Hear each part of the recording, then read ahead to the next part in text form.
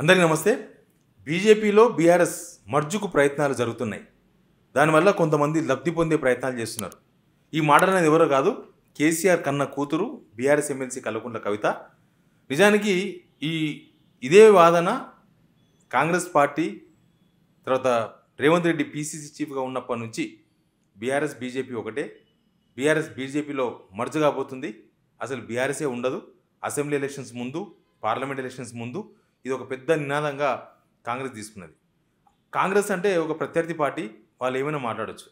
కానీ బీఆర్ఎస్ ఎమ్మెల్సీగా ఉన్న ఒక వ్యక్తి, కేసీఆర్ కుటుంబ సభ్యురాలు కవిత మాట్లాడడం పైన బీఆర్ఎస్ క్యాడర్ అంతా కూడా ఆందోళనలో పడ్డది. నిజానికి కవిత లక్ష్యం కూడా అదే. అసలు ఎందుకు ఆమె మాట్లాడింది, రేవంత్ రెడ్డి నోట వచ్చిన ఈ మాటలు ఇప్పుడు కవిత నోట ఎందుకు వస్తున్నాయి, ఈ అంశం మీద మాట్లాడదాం. మాట్లాడకన్నా ముందు ఈ వీడియో చూస్తున్న మీకు అందరికీ థ్యాంక్స్. సిగ్నల్ టీవీ సబ్స్క్రైబ్ కూడా చేసుకోండి, కిందనే ఉన్న సబ్స్క్రైబ్ బటన్ నొక్కండి. ఇంకా సబ్జెక్ట్లోకి వెళ్దాం. ఇప్పుడున్న సిచ్యువేషన్లో రాష్ట్రంలో ప్రధాన ప్రతిపక్ష హోదాలో బీఆర్ఎస్ ఉంది. బీఆర్ఎస్ 39 సీట్లు గెలిచింది అసెంబ్లీ ఎలక్షన్స్లో. ఒక బై ఎలక్షన్లో ఓడిపోవడంతోన 38 మంది బీఆర్ఎస్ ఎమ్మెల్యేలు ఉన్నారు. అందులో 10 మంది కాంగ్రెస్కు పోయినరు, ఇంకొక 28 మంది ఎమ్మెల్యేలు బీఆర్ఎస్కు ఉన్నారు. తర్వాత రాజ్యసభ సభ్యులు ఉన్నారు, గ్రామ స్థాయి నుంచి పార్టీకి అధ్యక్షులు ఉన్నారు, క్యాడర్ ఉంది, కార్యకర్తలు ఉన్నారు, తెలంగాణ వాదులు ఉన్నారు బీఆర్ఎస్ సైడు. తర్వాత వీళ్ళందరూ ఉన్నారు. వీళ్ళందరూ ఉన్న పార్టీ ఇప్పుడు బీజేపీలో మర్జ్ అవుతుందా? ఇప్పుడు ఎలక్షన్స్ ఏమైనా ఉన్నాయా? ఈ మర్జులు ఇట్లాంటివి అసెంబ్లీ ఎలక్షన్స్ ముందు, లేకపోతే ఏదైనా రాష్ట్ర ప్రభుత్వాలను మార్చే ఎజెండా ఉండే ఎలక్షన్స్ ముందు ఇట్లాంటివి జరుగుతూ ఉంటాయి. కానీ ఇప్పుడు ఆ ఎలక్షన్స్ ఏం లేవు. ప్లస్ బీఆర్ఎస్కు వచ్చిన ఇబ్బంది కూడా ఏం లేదు. బీఆర్ఎస్లో ఇప్పటి వరకు ఏ కేసులు బుక్ కాలేదు. ఒకవేళ కేసులు బుక్ అయినా ప్రభుత్వం కావాలని పెట్టే కేసులుగానే చూసే వాతావరణం ఉంది తప్ప నిజంగానే వీళ్ళేదో చేసిరు కాబట్టి కేసులు అయినని చెప్పే పరిస్థితులు లేవు. ఎందుకంటే సీఎం రేవంత్ రెడ్డి ముఖ్యమంత్రి అయిన తర్వాత కూడా తన వ్యక్తిగత రివెంజ్ తీసుకునే పనిలో ఉన్నారు. అది చాలాసార్లు స్పష్టమైంది. కేటీఆర్ మీద ఒక కేసు బుక్ అయింది, ఇప్పటికీ కేసీఆర్ మీద కూడా ఏదైనా కేసు బుక్ చేద్దామా అన్న ఒక వాతావరణం ఆ చర్చలో, ప్రభుత్వం ఆ చర్చలో ఉన్నట్టుగా కనిపిస్తూ ఉంది. కాబట్టి ఇప్పుడు వాళ్ళ మీద కేసులు బుక్ అయినా అవి బీఆర్ఎస్కు ప్లస్ అవుతాయి తప్ప బీఆర్ఎస్కు మైనస్ అయ్యే అవకాశాలు లేవు. మరి బీఆర్ఎస్ ఎందుకు మర్జ్ అవుతుంది, బీఆర్ఎస్ దేనికోసం మర్జ్ చేసే ఆలోచన నడుస్తుంది? అసలు ఒకవేళ మర్జ్ కావాలంటే కేసీఆర్తో మాత్రమే చర్చలు జరుగుతాయి, కవితకు కూడా తెలిసే అవకాశాలు ఉండవు. మరి కవిత అథెంటిసిటీ ఎవరు, కవితకు చెప్పింది ఎవరు? ఇట్లాంటి చాలా చర్చలు నడుస్తున్నాయి. ఇప్పటి వరకు టీఆర్ఎస్ పుట్టినప్పటి నుంచి కొన్ని పార్టీలతో టీఆర్ఎస్ పొత్తు పెట్టుకున్నది. 2004లో కాంగ్రెస్తో పొత్తు పెట్టుకున్నది. అప్పుడు ఒక ప్రధానమైన డిమాండ్ను టీఆర్ఎస్ కాంగ్రెస్ ముందు ఉంచింది, కామన్ మినిమం ప్రోగ్రామ్. అంటే కామన్ మినిమం ప్రోగ్రామ్ అనేది ఒక ఎజెండా కాపీ. ఆ ఎజెండా కాపీలో తెలంగాణ ఇస్తాం అన్న ఒక విషయాన్ని అక్కడ చేర్చండి, మీరు చేరిస్తే మేము కాంగ్రెస్ సపోర్ట్గా ఉంటాం, కాంగ్రెస్తో పొత్తు ఉంటుందని అప్పుడు చర్చలు జరిగిన తర్వాత 2004 ఎలక్షన్స్లో కాంగ్రెస్తో పొత్తులో ఉన్నది. తర్వాత 2009 ఎలక్షన్స్లో టీడీపీతో పొత్తు పెట్టుకున్నది టీఆర్ఎస్. అప్పుడు కూడా ఒక కండిషన్ పెట్టుకున్నారు వాళ్ళు.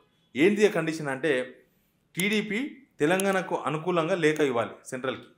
ఆ లేఖ ఇచ్చిన తర్వాతనే ఆ ఎలక్షన్స్లో పొత్తు పెట్టుకున్నారు. తర్వాత ఎలక్షన్ అయిపోయింది, మళ్ళీ టీడీపీ ఎప్పలాగానే మళ్ళీ వ్యతిరేకించింది తెలంగాణను. ఇవన్నీ కూడా జరిగినాయి. అంటే కేవలం ఎలక్షన్స్ కోసమే చంద్రబాబు నాయుడు అప్పుడు ఆ లేఖ ఇచ్చినట్లుగా క్లియర్గా అర్థమైంది. ఇదంతా అయిపోయింది 2014. నిజానికి 2014లోనే టీఆర్ఎస్ కాంగ్రెస్లో మర్జ్ కావాలి, కానీ అప్పుడు జరిగిన కొన్ని సంఘటనల కారణంగా మర్జ్ కాలేదు. అది కాంగ్రెస్ నేతల తప్పిదం. కేసీఆర్ ఒక డిమాండ్ పెట్టిండు పార్టీ హైకమాండ్ ముందు, నాకు పీసీసీ చీఫ్ ఇవ్వండి. ఇప్పుడున్న కాంగ్రెస్ నేతలందరూ కూడా ద్వితీయ స్థాయి నేతలు మాత్రమే, వీళ్ళంతా ఆంధ్ర నేతల కింద పనిచేసిన వాళ్ళు, వాళ్ళకు తొత్తులుగా పనిచేసిన వాళ్ళు. వీళ్ళ నాయకత్వంలో పోతే కాంగ్రెస్కు కష్టమవుతుంది. కాబట్టి ఇప్పుడు ఉద్యమంలో కొట్లాడిన మా వైపు జనం ఉన్నట్టుగా మాకు కనిపిస్తుంది. కాబట్టి మీరు పీసీసీ చీఫ్ ఇవ్వండి, నా నేతృత్వంలోనే ఎలక్షన్ పోదామని ఒక ఎజెండా ఫిక్స్ చేసే ప్రయత్నం చేసింది కేసీఆర్. చేసిన తర్వాత అప్పుడు దిగ్విజయ్ సింగ్ పార్టీ రాష్ట్ర వ్యవహారాల ఇన్ఛార్జిగా ఉన్నారు. దిగ్విజయ్ సింగ్ ఆ కాంగ్రెస్ నేతలు ఇప్పుడున్న వాళ్ళే, అదే ఉత్తమ్ కుమార్ రెడ్డి, ఇప్పుడు పొన్నాల లక్ష్మి బీఆర్ఎస్లో ఉన్నారు. అప్పుడు పీసీసీ చీఫ్ కావాల్సిన వ్యక్తి అయినా తర్వాత ఇంకా చాలామంది శ్రీధర్ బాబు లాంటి వాళ్ళు ఉన్నారు, చాలామంది సీనియర్ నేతలంతా ఉన్నారు. వాళ్ళని రెచ్చగొట్టిన దిగ్విజయ్ సింగ్. ఆయన ఎవరో పీసీసీ చీఫ్ అడుగుతున్నారు కేసీఆర్, ఇవ్వాలని ఆయనకి, మీరందరూ లేరా, మీరందరూ కాదని కేసీఆర్కు పీసీసీ చీఫ్ ఇవ్వాలన్నా అని ఒక పెద్ద చర్చను ఆయన పార్టీలో వదిలేసిండు. వాళ్ళని రెచ్చగొట్టిండు. రెచ్చగొడితే వాళ్ళు ఒప్పుకోలేదు. వాళ్ళంతా ఢిల్లీకి పోయి హైకమాండ్కి ఫిర్యాదులు చేసిండ్రు. కేసీఆర్ వస్తే మేము ఒప్పుకోము, మాలో ఎవరికొకరికి అవకాశం ఇవ్వండి అంటే బీసీగా పొన్నా లక్ష్మికి అవకాశం ఇచ్చారు. అంటే అప్పుడు కూడా ఆయన మర్జు చేసేందుకు కాంగ్రెస్, తెలంగాణ ఇచ్చిన కాంగ్రెస్కు మాట ఇచ్చాం కాబట్టి మర్జు చేద్దామని ప్రయత్నం చేస్తే కాంగ్రెస్ వాళ్ళు చెడగొట్టుకున్నారు. 2023 ఎలక్షన్స్ ఒంటరిగా పోటీ చేసిండ్రు, 39 స్థానాలు గెలిచినాయి. ఇప్పుడు కవిత ఆ విషయాన్ని తెర మీద తీసుకొచ్చింది. కానీ రేవంత్ రెడ్డి మాట్లాడే మాటలనే, రేవంత్ రెడ్డి చేస్తున్న ఆరోపణలనే కవిత వినిపించడం వెనుక ఏం జరిగింది అనేది ఒక పెద్ద చర్చ ఒకటి నడుస్తుంది.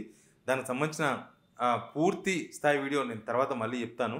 కానీ ఇప్పుడు మర్జర్ వరకు మాత్రమే మనం పరిమితం అవుదాం.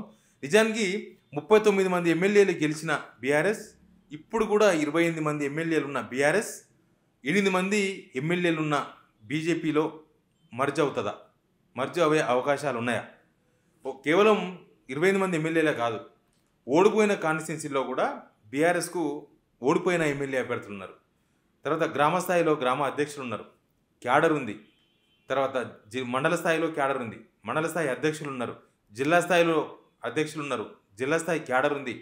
నిజానికి బీజేపీ బీఆర్ఎస్కున్న క్యాడర్లో 15-20% కూడా లేదు. 60 లక్షల మంది సభ్యత్వం ఉంది బీఆర్ఎస్కి. బీజేపీ సభ్యత్వం గురించి మాట్లాడితే దానిలో సగం కూడా లేదు. మరి అట్లాంటి పార్టీ ఇప్పుడు బీజేపీలో మర్జ్ అవుతుంది అని కవిత ఎట్లా చెప్పగలుగుతున్నారు? అసలు కవిత ఎజెండా ఏందో అది కూడా మీ తర్వాత చెప్తా. కానీ కేవలం మర్జ్ అనే విషయాన్ని ఎందుకు తెర మీద తీసుకొచ్చిండ్రు? ఇప్పుడు మర్జ్ అనే అంశం తెర మీద తీసుకురాగానే దాన్ని మళ్ళీ అందిపుచ్చుకున్న పార్టీ కాంగ్రెస్. మళ్ళీ ఇప్పుడు కాంగ్రెస్ అధికార ప్రతినిధులంతా ఏం మాట్లాడుతున్నారు? కాంగ్రెస్ చెప్తున్నాం, మేము ముందు నుంచి చెప్తున్నాం, కాంగ్రెస్ ఎప్పటి నుంచో చెప్తుంది, బీజేపీ బీఆర్ఎస్ ఒకటే, వాళ్ళిద్దరూ కలిసి ఎలక్షన్స్లో పాల్గొన్నారు, కరెక్ట్గా మేం చెప్పిందే కవిత చెప్తుంది, కవిత అడిగిన ప్రశ్నలకు కేసీఆర్ సమాధానం చెప్పాలి, కవిత అడిగిన ప్రశ్నలకు కేటీఆర్ సమాధానం చెప్పాలి. ఇట్లా మొత్తం బీఆర్ఎస్ క్యాడర్ డైలమాలో పడే విధంగా బీఆర్ఎస్ క్యాడర్ టార్గెట్గా ఇవన్నీ చేస్తున్నారు. అంటే బీఆర్ఎస్లో ఒక కన్ఫ్యూజన్ క్రియేట్ చేయొచ్చు. బీజేపీతో బీఆర్ఎస్ మర్జ్ కోసం ప్రయత్నాలు చేస్తున్నారంటే ఇప్పుడున్న ఎమ్మెల్యేలు కన్ఫ్యూజ్ చేయొచ్చు, తర్వాత ఎమ్మెల్సీలను కన్ఫ్యూజ్ చేయొచ్చు, పార్టీ క్యాడర్ని కన్ఫ్యూజ్ చేయొచ్చు, బీఆర్ఎస్ పార్టీ సింపథైజర్స్ వాళ్ళని కన్ఫ్యూజ్ చేయొచ్చు, తర్వాత తెలంగాణ ప్రజలను.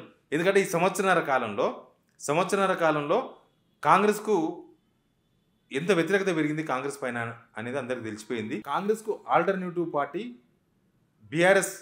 బీఆర్ఎస్కే బెటర్, వాళ్ళే డెవలప్మెంట్ చేసినారు. ఈ కాంగ్రెస్కు ఓటేసి తప్పు చేసినామని చాలామంది జనం అభిప్రాయపడుతున్నారు. బీజేపీ ఇంకా ఆ స్థాయిలో ఎదగలేదు.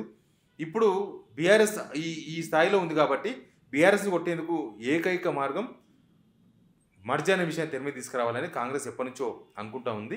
దానికి కవిత ఒక ఆయువు పట్టుగా మారింది. కవిత ఆమె నోటుకుంటే ఆ మాటలు రావడం అనేది కాంగ్రెస్ చేస్తున్న ఆరోపణకు ఒక బలం చేకూర్చే విధంగా కనిపించింది. టీఆర్ఎస్ పార్టీని బీఆర్ఎస్గా చేస్తేనే పార్టీ కార్యకర్తలు మెచ్చలేదు. తెలంగాణ ఉద్యమకారులు కూడా టీఆర్ఎస్ నుంచి బీఆర్ఎస్కి ఎందుకు మార్చారని క్వశ్చన్ చేసింది. అట్లాంటిది బీఆర్ఎస్ను బీజేపీలో మర్జ్ చేస్తున్నారు అంటే ఆ కార్యకర్తలకు ఇప్పుడు చాలా ఆవేదనతో ఉన్నారు. అంటే ఆ అవకాశం ఉందో లేదో కానీ అవకాశం లేకపోయినా ఎందుకు మాట్లాడుతున్నారు కవిత?